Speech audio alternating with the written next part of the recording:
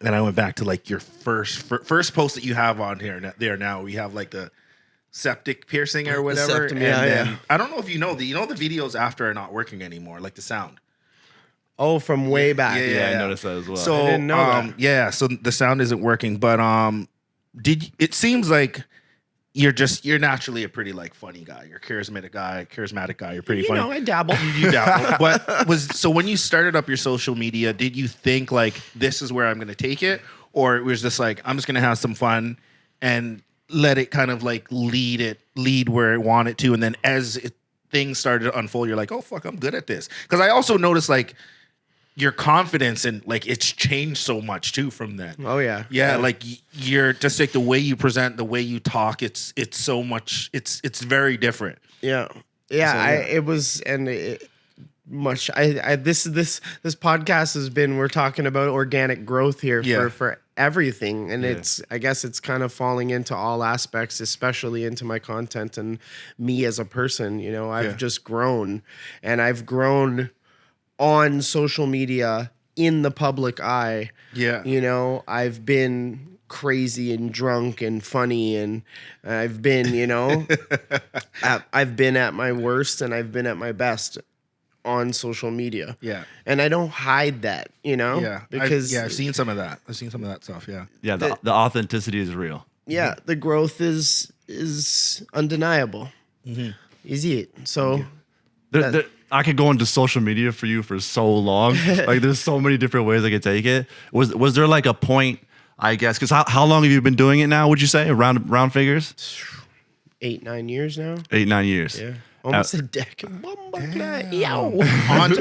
on Instagram? Yeah. Okay. And for me, when I really, I guess, found you on social media is when you were doing the weather reports and kind of that was trolling funny as shit. CP24 and That's stuff. what- You've caught been me. there Right? from the jump. That's when I found you, right? So was there a point that you can remember where you were making videos, nobody's really watching, because that's what happens in the beginning, and then like you kind of started to like pick up a little bit? What do you remember the post that was like, oh shit, that just blew the hell Yeah, up? well, my first viral video was The Lion King. I walked into Walmart, or excuse me, Canadian Tire. And you were singing on the PA system? Yeah. I saw that one. Yeah. Okay. Yeah. That was my first viral video. That was like 20 million views on Facebook. Ooh, okay. Yeah, that was How long ago was that? that was about 8 years ago. Oh, wow. Okay, a long time ago. Okay, Yeah, so yeah. when I saw that video, 2015, yeah. were you working there or something, or you just went to Walmart Nah. and picked up the PA system and started doing that? At the time, I was homeless. Oh shit! Oh, wow. I was homeless when I did that video. right. So I Mic drop. no. I Shit. scoped the woman typing in Yeah. the PA code. This guy did some reconnaissance. He did some James Bond reconnaissance. Yeah, man, I scoped her out, typing in the PA. So then I was like, okay, I came back. This Yeah. was way back. I had like a friggin' iPhone 4 back then. You know Yeah, what I'm saying? yeah. So That's wild. But that was that trends, because you know how many like pranksters Yeah. have gone to do that after Yeah. on YouTube? I didn't right? know the backstory. That just makes it way more funny. I had nothing else to do. You have nothing to lose, bro. Just around the corner, like. Yeah. I had nothing else to Okay. do. So, Yeah. you know. So how did if you don't mind me getting into something a little bit more serious, how did that like happen? How like do you feel comfortable talking about like the experience of going homeless From How did being that happen? homeless? Yeah. Yeah, I mean, I way back when I wanted to be a sous chef. Okay. So I went to school for culinary, and I had spent all of my money on education, and I didn't budget properly for rent and all these other things, and I found myself not being able to pay my bills. But yeah. So Yeah. that compounded on being homeless, which compounded on not being able to finish the program, which compounded on not only wasting the money. Like I'm a sous chef now. Yeah. I can cook, You but can cook up a meal. Yeah. yeah, but still at the time, add alcohol and, problems with, I guess, a then girlfriend and just layers, right? Yeah. Yeah. Just layers as life has. I found myself homeless, and I was in a shelter on Queen. And when I was in that shelter, I started doing weather reports, and I had a backpack on, and I was walking down the street. Good morning, Toronto. Brandon Walzak here, and dude, like, that was way back when it was Instagram was 15 seconds for videos, and I would do like a quick 15-second with something funny, you know? Yeah. And that was like the gimmick. Yeah. And back then, I had 1,900 followers. Yeah. Isn't that wild to think? Like, wild. and I seen those videos. I would never to think that he was homeless at the point. Yeah. So there's two things that I get from that too, though. Like that, if you're not like really thinking about it, you miss is that it sounded like the situation wasn't the greatest at the moment, but you were still like, I'm gonna make people laugh. Yeah, that was. I mean, was that the it's goal? weird. Was that the motivation? I didn't know the power. None of us knew the power of social media back then. Right. Social media was brand new. Right. So that was like, I was looking at social media as a way to escape the situation that I was in, and just.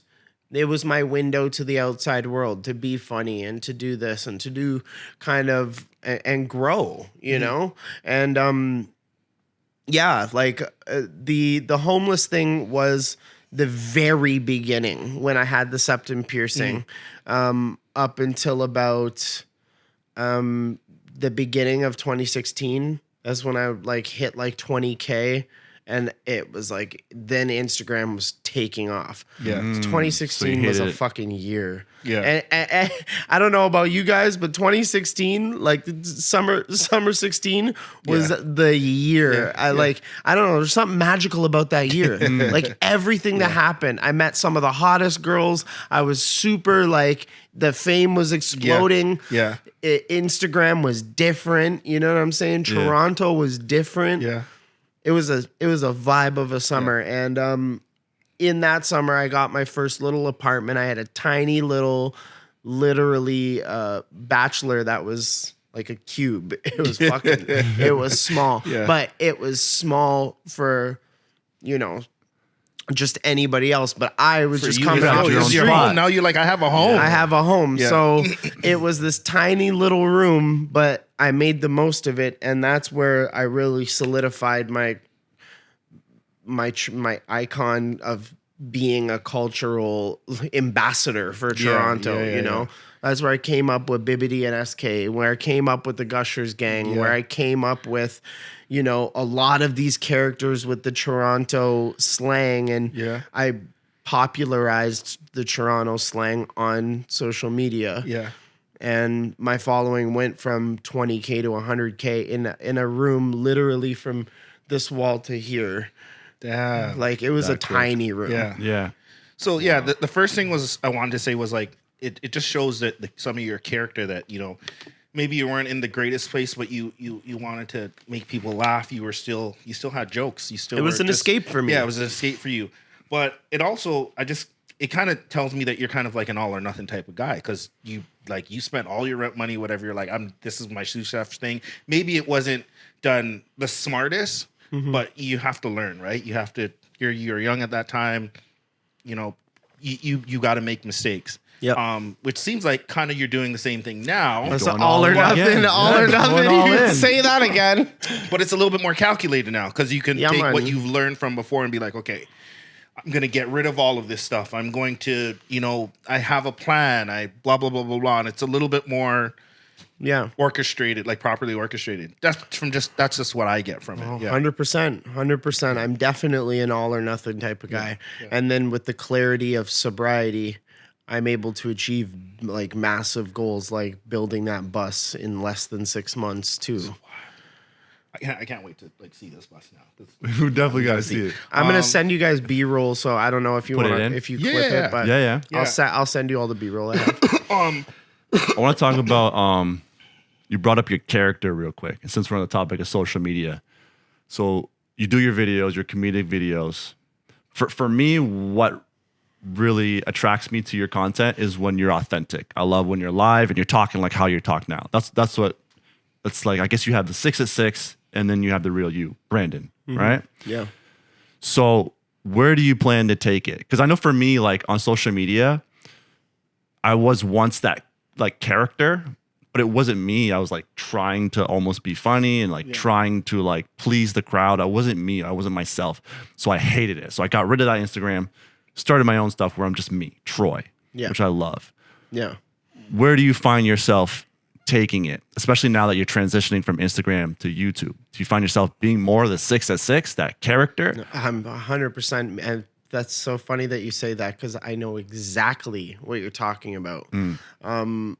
And the 6 at 6 is me. That's what I was gonna say. I think that is still you. It's just the funnier side of you. Yeah, it's a lot more Toronto-esque and a lot because that's where I grew up. This is the culture. This is what I know. However, it is not mainstream and appeasing to a wider audience. It limits me and keeps me stuck in Toronto, Right. being the 6 at 6 solely. Right. So when I, inject more of myself, more of Brandon into my content, I'm still, like I said, I'm still the 6 at 6. I'm always going to be, have that Toronto, slang here and there. And I'm always, I don't know, I'm naturally just a charismatic person and funny. So Great. Yeah, that's what I wanted to get to. Yeah. so I'm always going to have that. But yeah, when I'm moving platforms, this is a total rebrand. 6 in the Sticks is different. It's travel and humor, like, there's a fine line between what I'm doing because I'm being informative and I'm traveling and I have to, survive, and then I'm trying to inject a little humor into it because I want it to be fresh and new, because especially in this type of content, in this travel content and van life, there is nobody funny, there is nobody urban, there's no city true. boy. Yeah, that's kind of Being true. funny about it. Yeah. They're more like nature-esque, kind no. of like, I'm going to do some yoga. Are there find any- my inner chakra. Find my inner chakra. I'm going to do some ayahuasca today. And these are what do you call them stones? These are a masonite, quartzonite. Stop it. Ruby tubi. And it provides energy. Yeah, that's So- what's out there now. So this is going to be so different. And that's like, so there's no city boy, and I want to bring that element because especially in this niche line of content, we have just a bunch of hippy dippy wackadoodles, bud. Yeah. And nobody really speaking for the urban culture. What about the mandem? What about the galdem? What about the light-skinned kid that's not mandem or galdem, but like You might inspire more like city kids to like get out and do something because they're like, oh, this is actually Exactly. Yo, I remember one time I was going to a cottage and a friend was like, yo, black people do that, and I'm like, what are you talking about? What did you just? How did you say something so ignorant? Black people don't go to cottages. What do you mean? Black people buy a bus and travel across the country? No. Now some but kids gonna see that, be like, No, yo, but I can do that? I can do that? Yeah. That's super dope. so. man. And that's the angle I want to come from. I want to fill the void for the rest of us that maybe don't fit into the hippie friggin' Ayahuasca, ayahuasca, DMT, hot yoga. stone. Yeah. All them team days. Yeah. And those videos are like, I don't know if you know, like those videos are taking off on YouTube. Yeah. Like it has been since the pandemic. You know what I mean? People have been going crazy with the van life, car life. I'm just gonna travel, do that thing. You know what I mean? Yeah. And the fact that you're showing it from the ground up is huge. I think even the people in that space are gonna really love your stuff because it will be a break from kind of what they're used to. Be like, oh, this is a different side of it. Let me mess with this. Yes. You know what I'm saying? Yeah. Have you noticed that? Like a lot of, because I noticed you link a lot of stuff from your Instagram and say, hey, go check out my video. Have you noticed like it helps or it doesn't help? I'm still in the infancy stages of YouTube, right? Yeah. Like I mean, I gotta say, I quickly amassed the subscribers. You did. Quickly, but now it's the watch hours, so And you're right there. I'm right at the brink. So Because the only thing I can say is like be careful, because like a lot of times when you like click it in your story and then somebody just clicks it just for shits and giggles, but they don't really watch, it could end up hurting you in the long run because it comes down to that watch time, right? And if you look at your analytics and the watch time is good, then you're good. Then you have nothing to worry about. But if you notice it being down because people are just clicking on and like click, click, click, click, and it's, what is it? And then click off, that's not good. So be careful because you only want like that like you have 100K followers, right?